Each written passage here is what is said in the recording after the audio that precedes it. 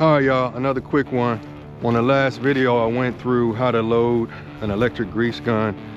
Another quick one to show you how to put on your quick release grease coupler. I normally, I had one of these on another gun that I really like, and I just got this Craftsman. This is the V20 model, and I want to throw one on here as well. So just real quick, gonna run through it. So basically, you just want to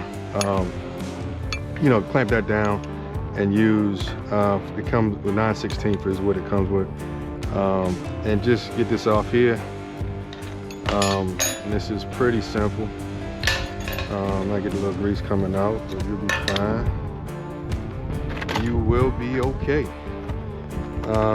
Open up your, I got this from Home Depot, so this is just standard quick release grease coupler. I mean, you can get these from Home Depot, Lowe's, Tractor Supply, Southern States, whatever you use. And it's as simple as loading it up on here. I like these just because sometimes I'm getting into tight spots, and it allows me to just make sure I got good connection, and that way I can be more confident of whether or not my fitting is taking grease or I got some other problem. And so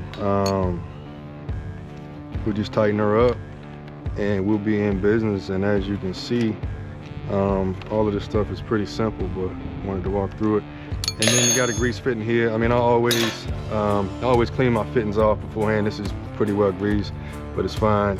Throw it down on there and lock it, and she ain't going nowhere. So I love these quick couplers. They help with just speeding everything up and making sure you're locked and loaded, and we're in business. So I think that'll do it. So say your prayers, drink your water, eat your greens, kiss your old lady even when she's pissing you off, and everything else will fall into place. If this was helpful, or you want to see more videos like this, drop me a like, comment below, subscribe, and I'll holler at you later. Peace.